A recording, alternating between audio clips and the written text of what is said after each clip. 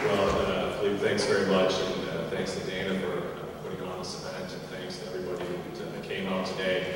I'm not so sure I can claim much credit for access to medical cannabis in Victoria. I think the clients I represent do a great job providing that access, but I've been really privileged and fortunate and honored to be able to work with them in defending that right in the courts, and so I've really been honored to be a part of that struggle. I come at this issue really from two perspectives. The first is my professional capacity. I'm a lawyer. Don't boo.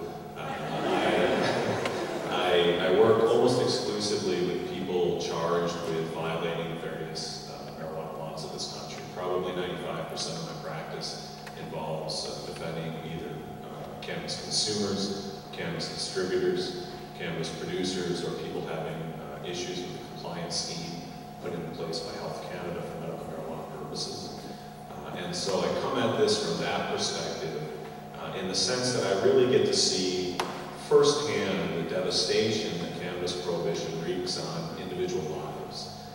It is policy, particularly the ban on simple possession of cannabis, which is what the Sensible Policing Act is taking aim at. It's really a policy that does no good and does a tremendous amount of harm to the individual lives of people. And I come at it because I often joke that nobody ever calls me when they're having a good day, but my phone will ring, and almost invariably, if someone's calling me and they're having a very, very bad day, and they're having a bad day because they've come into contact with law enforcement authorities as a result of either their cannabis possession, their cannabis sales, or their production of cannabis.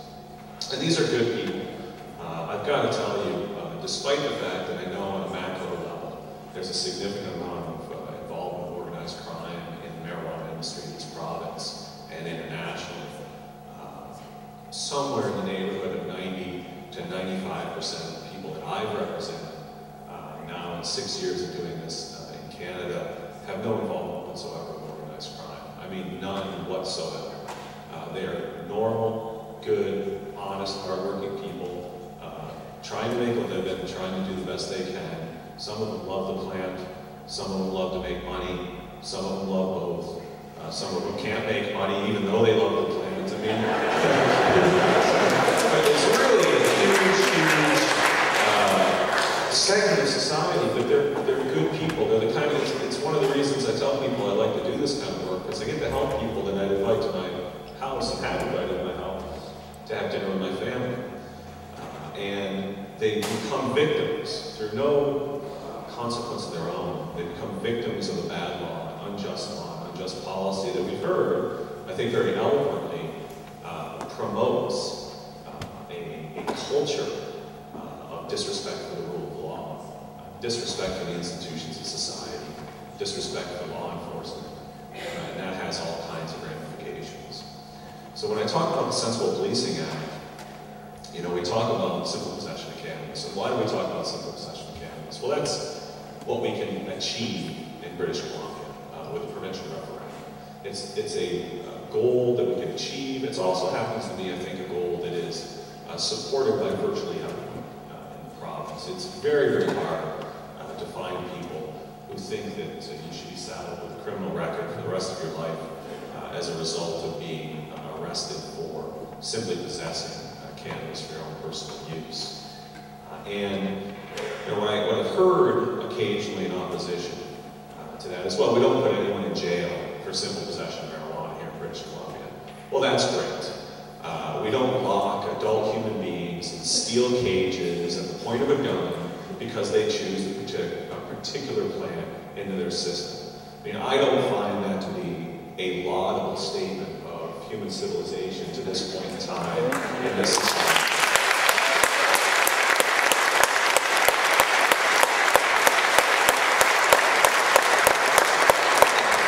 It's a true statement. I mean, we have evolved a little bit. We don't lock people in steel cages for simple possession of marijuana, unless they happen to be on parole and they violated their parole by possessing it, unless they happen to be on bail conditions and they violated their bail by possessing it. Unless they happen happen to have some previous criminality, and this is a reason to teach them a lesson. So by and large, we don't jail people for it. But you know, those aren't the main consequences to people charged with simple possession of cannabis. They just aren't. You know, the calls that I get from people that are charged with simple possession, and I do get them. I've represented people as young as 16 years old and as old as in their mid-50s for being arrested and charged with simple possession. We're not talking about pleading down a trafficking offense. We're not talking about a close call. We're talking about a couple of grams of cannabis, a couple of joints of cannabis in their possession. They're charged with a violation of Section 4 of the Controlled Drugs and Substances Act, which prohibits simple possession. And they're preceded by way of summary conviction. And you know, their first question typically isn't, am I going to jail? Although I have heard that, and I've had to reassure some people that no, most decidedly you're not going to jail. But I get the kinds of questions that occur when you see a whole future laid out in front of you, which is completely different from the future that you thought you were going to have before you ran into law enforcement as a result of your possession of cannabis. There are questions like, if this gets in the newspaper, my wife who's a teacher at the local school is going to lose her job. Are my kids going to be taken away from me? Is the Ministry of Child and Family Services going to be called? Am I going to be able to visit my aunt and uncle in the United States ever again? You know, and the answers to those questions, unfortunately, are, if it gets in the newspaper and you're in a sensitive position in your community or a small community, you might have social problems, you might have employment problems. If you go to the border and they know you've been arrested for this offense or convicted of this offense, you may well be turned down permanently from entering the United States. You may lose your job. I mean, these things do happen to people, and they happen as a consequence of this, and it particularly happens to young people. I mean, this is really the tragedy of the law prohibiting simple possession of cannabis. A guy like me, white guy, somewhere north of 40, can speak not that far north. They can speak relatively coherently at times. That doesn't get intimidated easily in the presence of law enforcement. If I'm stopped as I leave here and I have a small amount of cannabis in my possession unlawfully, it's very unlikely that I'm going to be charged with a crime. They're just not going to do it. It just doesn't happen that way. But if I'm myself at 17 with hair down to here and a jean jacket with the Kennedy symbol on the back and combat boots and ripped up jeans, yeah, I'll get that ticket and I am catching that charge. And it's really unfortunate because the consequences to the 17-year-old are so much more severe, potentially, than the consequences of the 42, 43, 44, 50. Get me going, I might tell you more secrets. That's the tragedy of cannabis prohibition. It really impacts people's futures. And it really, really impacts the choices that your life can unfold in front of you. And it can rob you of so many choices at a very young age. And I hear those calls, and I get those questions.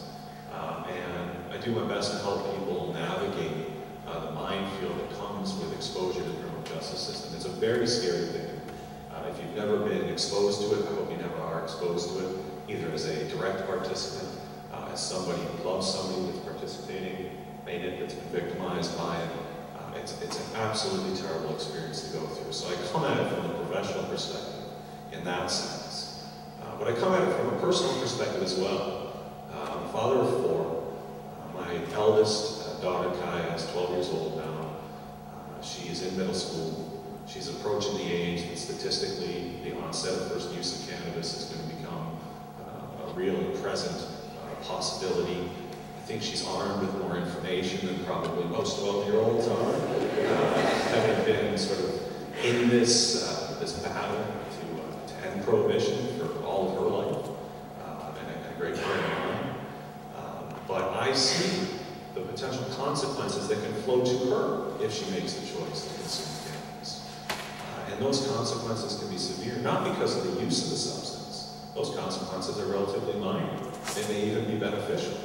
But the consequences that result from a criminal justice system that victimizes people every day here in British Columbia as a result of bad policies and unjust laws.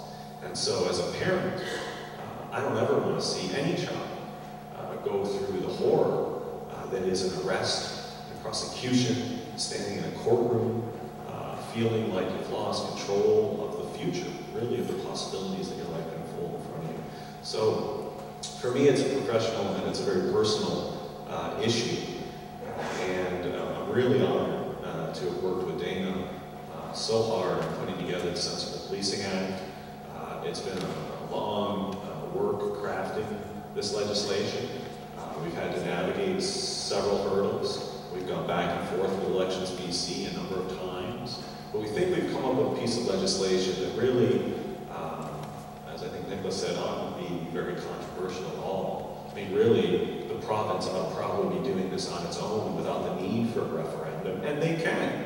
And if everyone in this room takes 10 people with them to their MLA's office and urges them to do this before we have the referendum, well then maybe we don't need to raise up an army of volunteers and collect 400,000 signatures in 90 days, and 10% of the eligible voters in every riding in the province. It's a Herculean effort. Maybe we could just convince 83 people that the law here in British Columbia needs to change, and then we can carry that forward.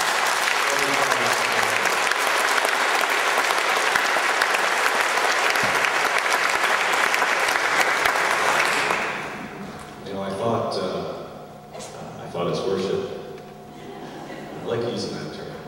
I thought his worship made probably the most cogent argument against cannabis prohibition that I've ever heard that didn't actually use the word cannabis in the argument a single time. I thought it was absolutely fantastic. And I thought what he said really,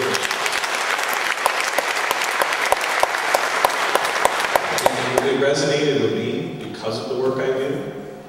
It resonated with me because I'm a participant in the criminal justice system. Because in sentencing decisions, I'm often tasked with trying to convince a judge not to harshly punish a client for a cannabis offense. This particularly arises in medical cannabis cases. Not to harshly punish an accused person because they showed a flagrant disrespect to the law. Now that's one of the principles of purposes of sentences in Canada is to deter, specifically deter the offender, engage in general deterrence. I mean, anybody that's traced the history of drug prohibition, cannabis use knows that in the context of drug offenses, the idea that deterrence is actually an effective piece of sentencing is just ludicrous. That doesn't work. I mean, we see countries where they kill people, literally kill people for drug offenses, and yet people still break that law. So the idea that any period of incarceration is going to have some sort of greater effect, I think, is absurd. But one of the things I hear often as well, your client showed a flagrant disregard for the rule of law, and if I don't harshly punish your client, Mr. Tousaw, aren't I sending a message to the rest of society that you can pick and choose the laws that you want to obey, and aren't we contributing to a general disrespect for the law by members of the public, and aren't we bringing really the administration of justice into disrepute? And my answer to that is no, absolutely not. Not in sentencing in this courtroom. Yes, the administration of justice is in disrepute in this country.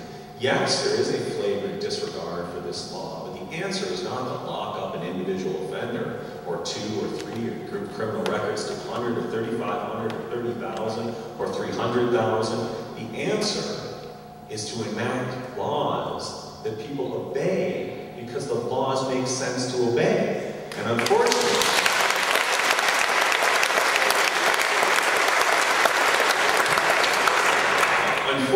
we haven't done that when it comes to drug policy. And so, as I say, I'm absolutely honored and privileged to be here in front of you today. I hope we have a vibrant discussion. I urge everyone, and this is really, really important, please get involved with Sensible BC, sign up on a volunteer sheet, go to the website, tell people about it, because come about 9 months, 10 months from now, we are going to need people in every riding in this province. Every riding in this province, we need people on the ground collecting signatures so that we can overcome the hurdles put in place by the National Recall Act, and we can get this on the ballot, and we can let British Columbians speak loud and clearly and say, stop busting people for simple possession of cannabis in this province, and that way we can leave By example, arrest a candidate